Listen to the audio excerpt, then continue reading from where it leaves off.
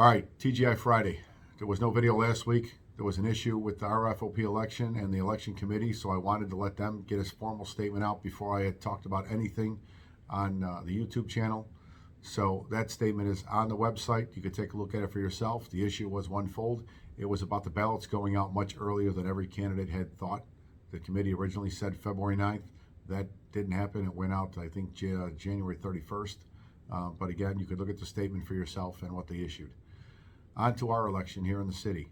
There is 18 days till we get rid of this Lightfoot experience. I want to point out the hypocrisy of this mayor and the lack of accountability and lack of ethics, even though she talks about all of those things as if they're a champion cause that she has pushed forward for 4 years. They don't apply to her. It is a perfect example of rules for thee and rules for me.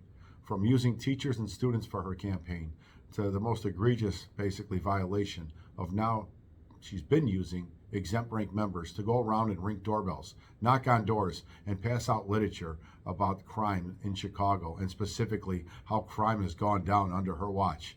If that isn't a disgusting abuse of police officers for her own advantage, I mean, it is sickening. But yet, you know, the exempt ranks are doing it. Nobody's challenging her. They're allowing it to happen, and she's abusing the system yet again. That is why she needs to go. 18 days to get rid of this nightmare once and for all.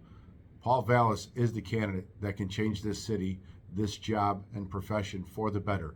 And regardless of what the critics say about constitutionality, policing, and all of that good stuff going out the window, and like we want to go back to the good old days of John Burge and all of that nonsense, it's political rhetoric. The reality is, Paul Vallas will not only help make this city safer, he will help make this department more proactive, boost morale, and make officers want to do extra and above and beyond more than anything else. Because right now, morale has never been lower. And that is because of this mayor and the people she has put in charge of running this department. Change needs to occur sooner rather than later. You have the ability to help make that happen. Make sure your friends and family and anybody you know 18 years or older votes, and vote early, get it out of the way, and vote for Paul Vallas. On the other front, there's been a lot of discussion, you know, when we kind of took over this lodge in May of 2020. 2 months prior to that, there was a COLA bill.